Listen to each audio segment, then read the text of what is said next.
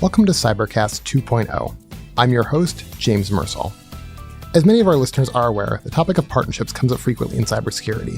Partnership between the public and private sectors, partnership between federal agencies and lawmakers on the Hill, and partnerships between the federal government and state and local governments. And while these are often discussed in broad terms, it is less common to hear representatives from both sides discuss how those partnerships are coming together. On this episode of Cybercast, we're speaking with Vina, Senior Vice President and Senior Advisory Specialist with the Marsh Cyber Center of Excellence, and Daniel Kroese, Associate Director of the National Risk Management Center at the Cybersecurity Infrastructure Security Agency, or CISA. We talked to Stephen and Daniel about both sides of public-private partnerships. Both of our guests also have prior experience working on Capitol Hill, as Stephen previously worked as the subcommittee staff director for the House Homeland Security Committee and the chief counsel for Homeland Security on the Senate Homeland Security and Governmental Affairs Committee. And Daniel worked as chief of staff for a U.S. representative who was involved with Homeland Security affairs. They share their insights on how to get bipartisan, bicameral support on security issues, even where there are some areas of disagreement. We also discuss how to spread awareness of risk across all sectors, how to support not just cybersecurity, but cyber resiliency against new threats, and where those with limited budgets can find the most value for their money. Thank you for joining us, Stephen and Daniel. Let's get started. Daniel, start with you. Could you frame for us the current state of cybersecurity in the government? Yeah, absolutely. And I think the good news is we have seen, particularly in the last year and a half here, a lot more effort around better clarifying roles, lanes, who does what to ensure that we're all marching in the same direction in the federal government. And obviously this is a very important issue set, and you need to ensure that we understand the landscape, who does what, and how we can achieve the security and resilience goals that we all agree are important. Obviously, I'm coming from perhaps somewhat of a biased perspective, but I think a particularly important development over the last few years here has been the creation of the Cybersecurity and Infrastructure Security Agency, where I'm proud to work to act as the lead civilian cybersecurity agency and formalizing that role within DHS and clarifying our mission and elevating it somewhat has been significant from our standpoint, both for our federal.gov protection mission, which is an important aspect of federal cybersecurity efforts, and then as sort of the storefront or conduit to a lot of our private sector critical infrastructure partners. And so the engagement, collaboration, and just general level of activity around cybersecurity, particularly as it relates to the nation's critical infrastructure, has not been stronger from my vantage point. Well, that's great to hear, and definitely great to see the work that CISA has done, even though what's been a year since its creation. Could you give us an example or an overview rather, of how cyber risk is important and why it's so critical for government and as a focus for CISA? Yeah, I think increasingly, whether you're talking to our CISA leadership team, whether you're talking to other members throughout the interagency or frontline critical infrastructure owners and operators, which touches a wide swath of different industries and verticals, whether it's financial services or nuclear energy or oil and natural gas or healthcare and public health. There's been this realization that, and a rightful realization, that cybersecurity for those enterprises is not just an IT issue, it's an enterprise risk management issue and must be treated as such. And that might seem like a small distinction, but I think really important in terms of how organizations are viewing cybersecurity. It's not just a nuisance of, the HR system went down. It is now recognizing that the cyber attack vector has implications for economic security, national security, public health and safety, and everything across the functionality of the stuff we need as Americans, and then also the protection of the sensitive information that accompanies a lot of those activities. And so I really think that enterprise risk management view of cybersecurity has been a welcome shift. Absolutely. So, Stephen, you work as a cyber risk broker. For those in the audience who may not have heard that term or that position before, can you give us an overview of what a cyber risk broker is? In its most traditional sense, an insurance broker is someone that works on behalf of another organization or a company and goes and obtains insurance for them. In the cyber world, it's more complex, and it's something that we take pride in at Marsh, where we're able to do several things for our clients and really become what we want is a trusted cyber advisor. And basically, we kind of break that down into three main categories. We help our clients understand the cyber risk. And really that gets down to things like understanding their controls in place. Who are the threat actors? What are the threat actors after? So they can really understand the types of information that they have and the value that it is to people who may want it. Second, we really want to help them measure their cyber risk. And that gets to quantification. There's a lot of tools out there for modeling different types of cyber exposures. A lot of models out there for data privacy. How much does a record cost if it's out in the open market, in the black market, for business interruption as well. So different types of modeling is critically important to really understanding. The next part is really helping you manage your cyber risk. And that gets to actually the insurance part of it, helping you transfer your risk off your balance sheet. But at the end of the day, we're talking again about being a cyber advisor and really helping our clients, as Daniel mentioned, looking at their risk from an enterprise perspective. Cyber is really grown into a business risk. And that's great to hear, especially considering I know early on in my career, I heard from someone at NIST who said he had gone in to talk to a utility company about quantifying their cyber risk and came in more from a tools-based perspective and said, you need to implement this, you need to have this control. And they stopped and said, what is the value of this? And what do I stand to lose if I don't do this? And I think being able to quantify that more in that business term has been very beneficial. I don't know, Daniel, if you've seen the same thing from a government perspective or how cyber risk is quantified from CISA's perspective. Yeah, we've been actively engaged with a whole host of different stakeholder groups in the critical infrastructure community, but a realization that we had was that over the last decade or so, we've built a lot of very mature relationships at kind of the more technical network defense level, your CISOs, your CIOs, your CTOs. And then we recently stood up within CISA, the National Risk Management Center, which I have the privilege of help leading. And as we were standing it up and sort of figuring out what parts of CISA focus on, what does the daily blocking and tackling of vulnerability and network defense and info sharing and capacity building, where we're doing kind of the longer term systemic risk, understanding interdependencies, we recognize that engaging not just at the network technical level, but at the chief risk officer, enterprise risk management level was an area where we probably admittedly had not engaged quite as heavily over the years. And so that's something that we really took upon ourselves. Obviously, we want to maintain those strong relationships at the more technical network defense level, but we also can have really robust conversations about cybersecurity risk management with non-technical cyber people as well. We can talk about cyber risk in plain English, and we had not been doing it. We can talk about cyber risk beyond just sharing an automated real-time fashion millions of technical threat indicators about a bad IP address or here's some malware analysis. You can bring it up a level. And I remember last month at the CISA Cybersecurity Conference, Chris Krebs saying the focus wasn't necessarily on the people who were there. They had already gotten the message to some degree, but being able to take that message and send it out to the agencies, the companies, the stakeholders who still want that information either at the technical level or a few levels up. But making sure that they're involved in the conversation. What we always like to see is someone, we deal directly mostly with the risk management office, but to also see IT and security involved in those discussions when we're talking about the risk management and the insurance renewals, and then someone at the C-suite, at the executive level. So kind of a triangle of people coming together to talk about cyber risk, because really we're talking about a business enterprise risk. So Stephen, I also wanted to ask you, what is the importance of companies like Marsh to be at the forefront of cyber risk? Right. So I think Marsh brings a critical voice to the cyber discussion. I think it's one that may get overlooked as well. I think companies spend a lot of time, and rightfully so, talking about identification, detection, and protection. Putting up the firewalls and updating and patches. Those things are all critically important and need to be done. But take it to the next step, and you think about the NIST framework and kind of that 5 spokes on the wheel. What happens when your company does get hit by a breach or has downtime from a ransomware attack? Mm-hmm. Now we're talking about response and recovery. And ultimately, we're talking about, again, business resilience. And then that's where I think Marsh and cyber insurance generally really comes into play, really helping companies get back on their feet as soon as possible. I appreciate that Stephen brought up the word resilience. Security is obviously very important. Security is in CISA's name twice. It's a core part of what we do.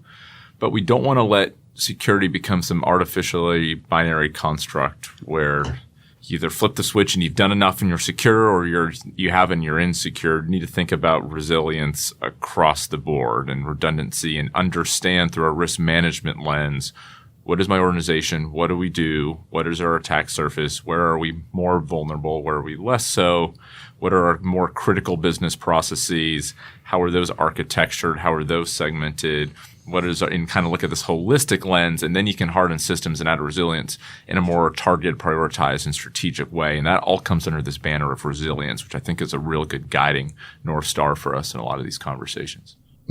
So, Daniel, I know, I've been to a number of cybersecurity events, either with CISA speakers or just talking about cybersecurity generally in the government. I think one of the common refrains I hear is, finding ways to partner with industry to find solutions, whether it's ways to be more resilient, ways to reduce vulnerabilities, ways to measure cyber risk. So how is CISA working with companies, and what industry partnership strategies are you pursuing? CISA at large, we describe ourselves as the nation's risk advisor, and we use that word advisor, not manager, pretty deliberately.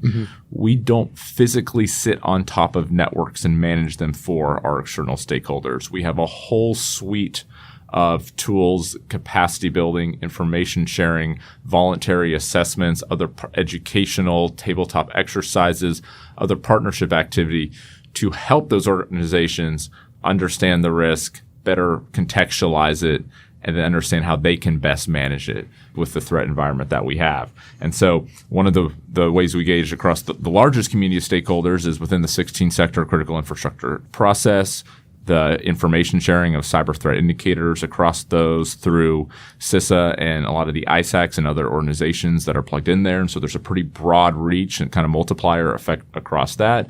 A lot of our assessment tools are widely used across critical infrastructure sectors. Increasingly, we have taken those as excellent springboard of things that we need to be doing and need to continue increasing adoption of, but use those as a springboard for deeper risk management partnership and initiative. And I think that's been a really exciting thing to witness recently, where I'll use our ICT Supply Chain Risk Management Task Force as one example there.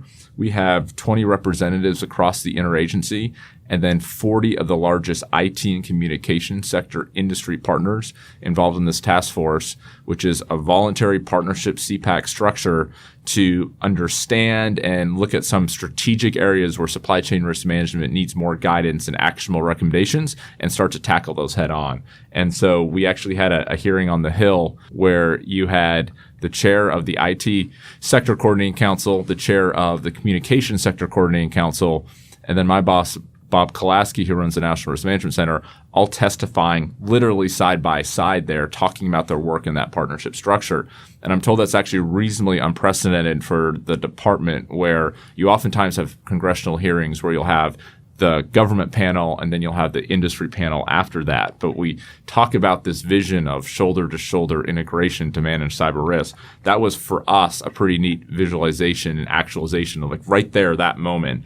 Those three leaders, one within government, one running the IT Sector Coordinating Council, and one running the Comm Sector Coordinating Council, all three testifying together about what they're doing together collaboratively to manage risk to ICT supply chains. And so to me, that's been a really exciting development, is to take all the great work that's already been done across the 16 sectors with the info sharing, the alerts, the assessments and all that, and layer on top of that deeper initiatives and partnership. I think I've heard supply chain security referred to as a whole of nation effort more than once, and there's the visual representation of it right there. So, Stephen, let me ask you. I know Marsh has a Cyber Center of Excellence. What is the Center of Excellence looking to accomplish? Sure. So the Center of Excellence is our team of brokers that work with clients of all sizes on their risk mitigation, risk management strategies. Ultimately, we want to be your trusted cyber risk advisor. And I talked about some of the things that we do to do that. We also want to make sure that the market, as the world's largest broker, make sure that the insurance markets are responding to the different types of threats that we've seen. The ransomwares are becoming more destructive. How is the insurance market responding to that? Are those being responsive to the client's needs? We're starting to see a lot more reputational harm and, deep fakes. Is the insurance market responding to that? So really trying to help making sure that the insurance is adjusting to the types of threats we are seeing. We want to help our clients think strategically about cyber risk. We talked a little bit here earlier about, making sure that there's executive level buy-in and making sure that the core stakeholders in a company understand the cyber risks that they're facing. There's, an evolving regulatory environment, this is kind of part and parcel with cyber, but not necessarily a cyber threat, but, it's a reaction that governments all around the world are having towards, the uptick in different types of cyber events, and particularly just data management and privacy and how companies hold and manage data. So that's an evolving regulatory risk that we really try to help our clients understand. So I know you started your career at the Congressional Research Service. What was something you learned while you were working there? Yeah, many moons ago. So CRS, for those that may not know, is the research arm for Congress. In many ways, it's like a think tank, but it's nonpartisan. And so working there, this was my first job out of law school. So, a lot of understanding how to write and think critically like a lawyer. Maybe that might be a bad thing for some folks, but there was a lot of that. And really, conducting rigorous policy analysis. Time and time again, we had to go back, decades, looking into the, 20s, 30s, 40s, trying to understand the intent of Congress and seeing how it applies now. And when you're talking about IT laws, the things that we're, legislating on just maybe 10 years ago are already maybe out of date. And so there was a lot of historical analysis looking into those laws and trying to really get in the minds of that Congress at that time, understanding the political and policy realities and seeing how they might apply here so we can have some lessons learned. So there's some real critical analysis there about understanding how to look holistically at an issue, trying to understand all the sides before you put pen to paper and make judgment. And so the members really relied on CRS to kind of give that, down the line type of analysis. But one of the most important things I learned in a real quick story is that these issues are critically important, no matter how big or how small an issue may be, is critically important to the livelihood of Americans across the country. Mm-hmm. I'll never forget, when I first started CRS, I was asked to do agriculture law, water law, and homeland security. And I was given an assignment to look into some laws back in the 20s or 30s and having it apply to the issue essentially revolved around raisins. And I'm sitting there on like the 10th page of my legal analysis on raisins in the 1920 Act of Agriculture, something or other. And I'm there, and it's just really dawned on me that the issues that we work on at CRS are just, there's a constituency, there's people behind these raisins, and that the issues that we're working on really matter. And that it's a livelihood for a lot of these folks. And so it really just kind of sunk in about the issues that you work on the, how fortunate we are for those that work on the Hill, being able to work on those issues. And it really just drove home the point that it matters to someone. So following your time at CRS, you then served as a senior counsel for Homeland Security to both the House and the Senate Homeland Security committees. What were some of the technologies and initiatives that you had in focus during that time? Sure. So when I joined the House, I started off working on border security immigration issues. I then moved over and became subcommittee director on the emergency management, our FEMA subcommittee. And then after that, our counterterrorism subcommittee. Worked on a variety of big projects, big oversight issues. On the border side, one that we worked on a lot was, the quote unquote virtual fence. And this was, essentially how do we put up technology along the border to supplement, some of the more traditional fencing and other types of items. So, things like radars, sensors, UAVs, lighting, a whole host of different types of technologies that put up on the border. So, worked a lot on that issue. Worked a lot on biometric entry-exit. I believe they're still piloting certain programs right now. So looked a lot about how do we implement an exit program in the United States at our airports, looking at the different technologies of how to collect those biometrics. I think the technology has come a long way now, and we had to create a more efficient process. Looked a lot at travel modernization, looking at ports of entry, looking at how do we, passenger facilitation. How do we make that process more efficient and also secure? So X-ray technology, handheld devices. So a lot of things along the border. Moving over to FEMA, worked a lot on the National Emergency Alert System. So IPAWS is one of the acronyms used. Mm-hmm. Worked on that issue as it was getting rolled out.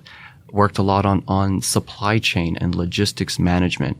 A lot of people, after a disaster, people want to be helpful. They want to send goods and food and you name it to wherever the disaster location is.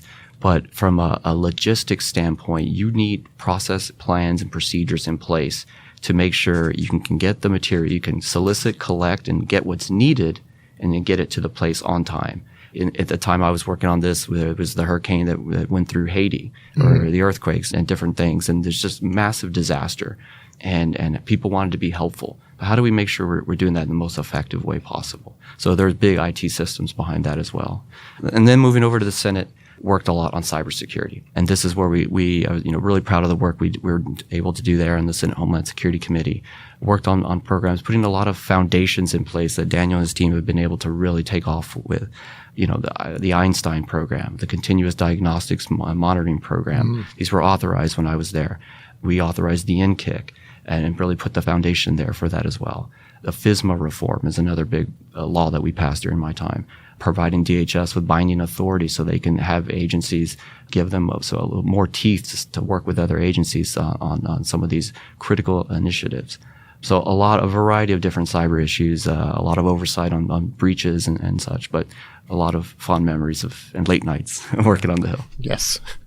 I know there's a lot of talk about the approach to getting bipartisan, bicameral buy-in to changes in security policy. And I think if any of us in this room had the silver bullet answer to this, we wouldn't be here. We'd be, single-handedly advising both houses of Congress and making a killing contracting fees doing it.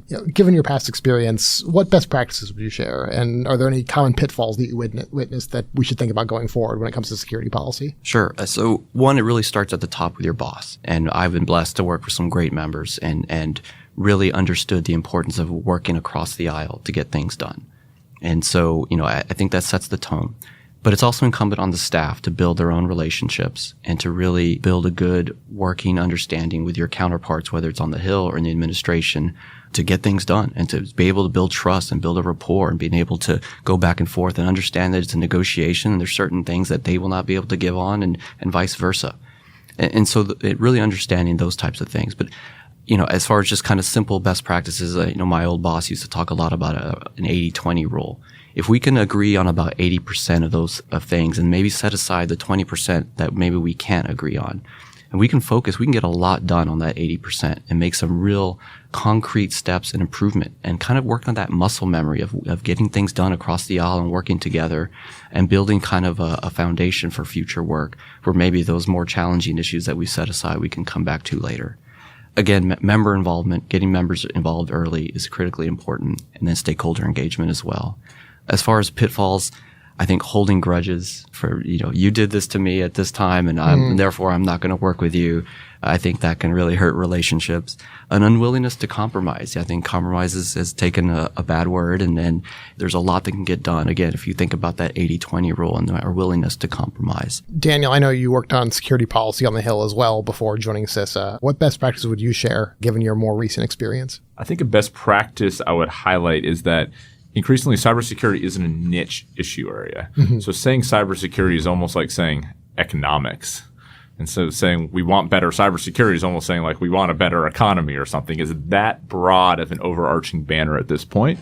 And so on the Hill, you need to scope and find the discrete problem you're hoping to solve and then advance the ball there and not always try to boil the ocean, but find a place where there's a gap where you think you with your boss and other staff and members can add value.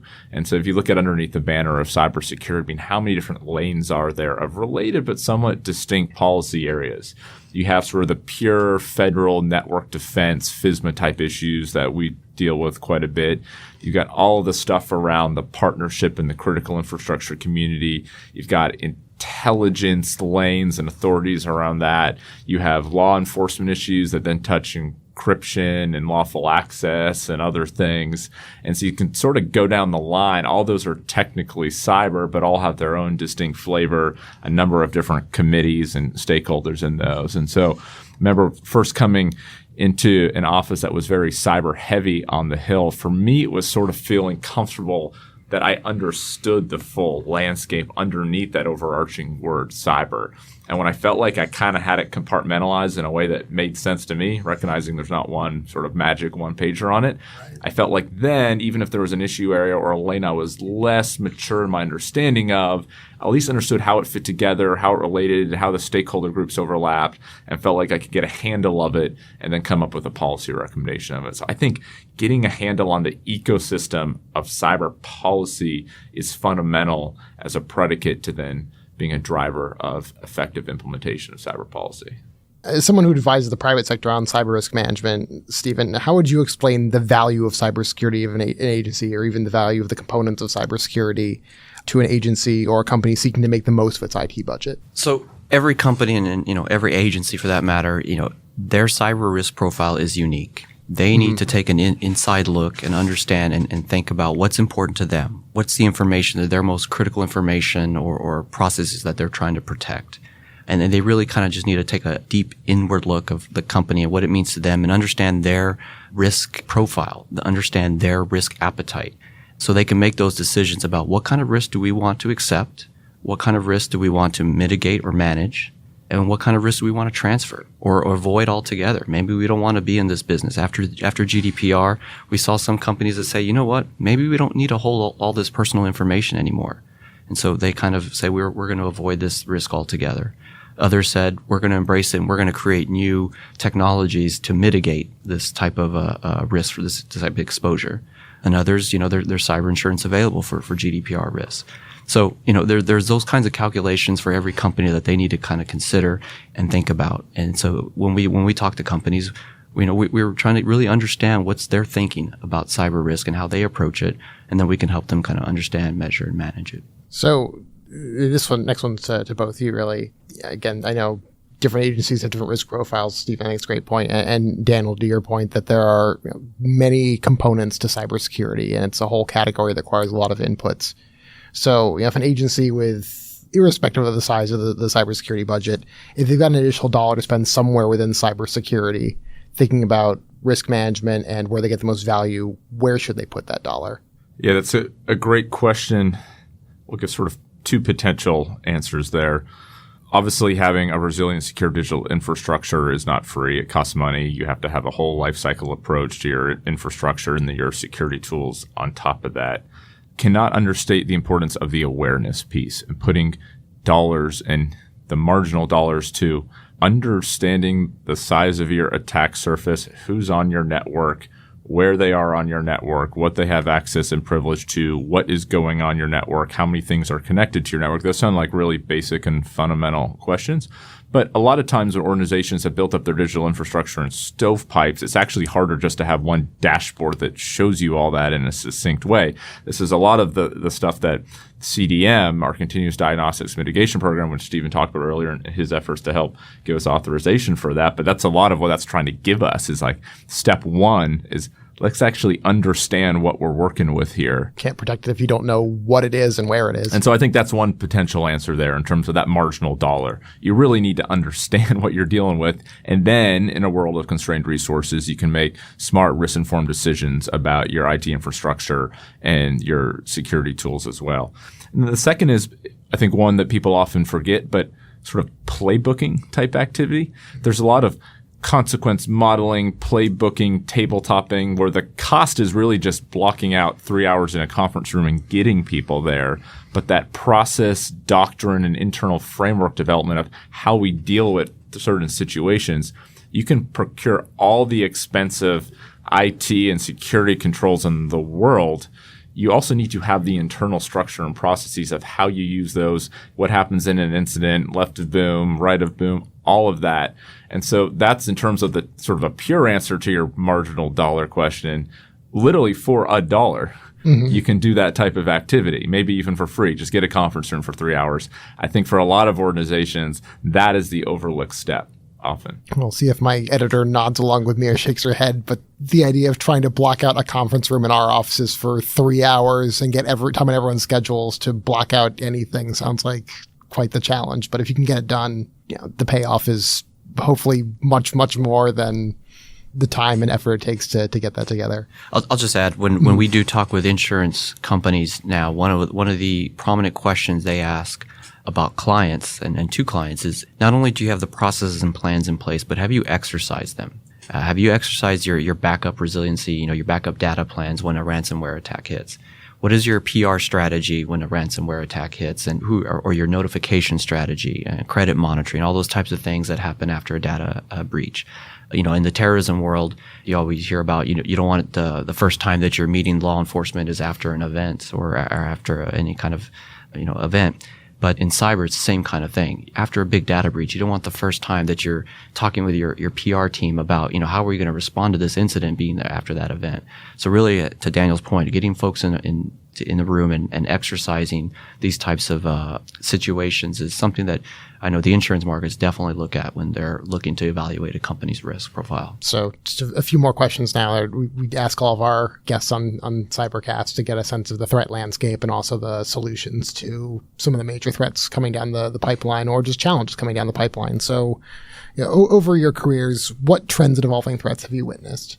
I think a big one that's taken a lot of interagency coordination is obviously the election security threat. And I think it's also one of the undertold success stories of government, going from 2016 when admittedly as a society we were caught flat-footed with that attack vector being leveraged by foreign adversaries, Russia, to try to influence our democratic processes. What was done between 2016 and 2018 between agencies like CISA, with law enforcement, the intelligence community, state and locals, the election vendors themselves, standing up the whole ISAC that didn't exist before, getting Albert sensors on close to 100%, state election infrastructure, having national tabletop exercises with 45 or 46 states that participated in, and just generally turning the trust from being a little bit, frosty in some situations to a hand-in-hand partnership. It was an incredibly remarkable sort of 2-year surge that happened between 2016 and 2018. It's something that we are continuing to double down on for 2020 and a huge focus of our agency and of the USG. I would just say since the Hill and then into the private sector, the attacks have become much more destructive in nature. No longer stealing information and the data breaches, that's still a common threat. But now these ransomware events, they're able to knock out companies or degrade service for weeks at a time in some cases. And so that type of evolution we're seeing it continue. So those destructive attacks is really something that's kind of morphed over time. Just a couple others, the supply chain and just looking at, those third-party relationships, third and fourth-party relationships in many cases. Again, this is an issue that comes up frequently when we're talking with underwriters that they're asking those questions about companies. How are you managing your vendor relationships? Whether from an IT perspective, what kind of due diligence are you doing, particularly in a merger and acquisition landscape? What does that IT due diligence look like? So supply chain is definitely front and center in the work that I do. And the last thing I'll mention is, and I've said it previously, was about privacy and just kind of the regulatory environment, whether it's internationally, a GDPR, California, CCPA, Illinois with a biometric statute. All these different laws are coming into effect, and it's really asking, putting a lot of work on companies to really look, how are they managing consumer information? What is the policies and the procedures and really the network configurations? If someone says, I want to know all the information you have about me, do you have those constructs in place to do that? So next question, kind of a logical follow on, what have you seen in the solutions to those threats? Sounds like a lot of what you're saying is about the partnerships going. Thankfully, I don't think we've seen a major cabinet level government agency or a huge company get hit with a ransomware attack or have a huge security breach, knock on wood.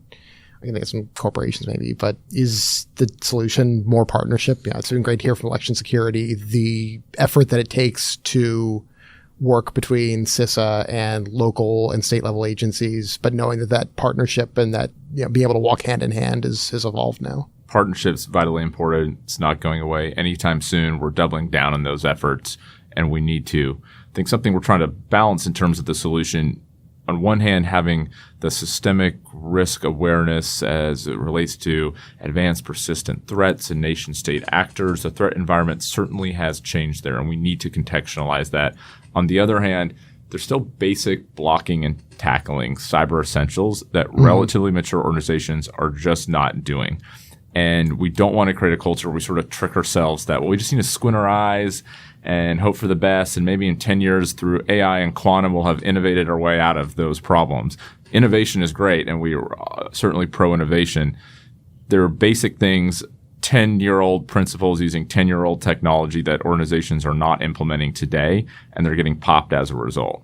That's a gap that needs to be filled. So how do we balance a threat environment where systemic cascading impacts demand our attention, but then I'll also forget that there is just essential basic stuff that we need to help through our partnerships empower organizations to do that they haven't. So for both of you, what do you see as a major initiative or challenge in cybersecurity that's not being talked about right now, or perhaps just not being talked about enough? One issue I think is a sleeping giant is data integrity attacks. And we're starting to see the Hill. They're talking about it now. From a legislative standpoint, I know there's been bills introduced as well. But, really looking at those, right now the buzzword is deep fakes, but it could be so much more than that as well. I think companies and agencies they're battle tested against confidentiality attacks, so basically data breaches. The availability of information through ransomware attacks, they're also, pretty well ready for that as well.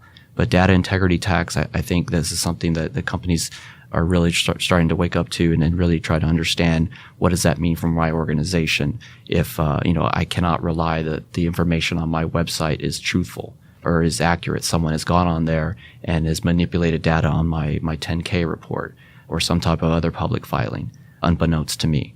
So I think those are issues that I think we're going to start hearing a lot more about. There was public reporting about a CEO in the UK or in Europe through a deep fake, that was able to conduct a fraudulent transfer of funds. So I think this is kind of the tip of the iceberg, and we might start hearing more about those. And thinking about the federal push for AI and automation, all that rests on large data sets. And if those aren't secure, or if there's problems with its integrity, I can only imagine what the consequences would be. I think in a connected systems of systems world where there's a lot of commonality of attack surface and one sector does not exist in a silo, but things cascade and all sorts of interdependencies exist, we have spent a lot of time and attention on the IT side of the house and not as much on the OT side of the house. And you hear all the time IT-OT convergence, which is kind of a buzzword now. But I think particularly understanding the cyber risk in industrial settings where we're not just talking about a potential risk of the confidentiality, integrity, or availability of data, but because of the functionality of what happens in an industrial setting, potentially a public health and safety impact due to the potential subversion of some of those industrial control systems and what they power.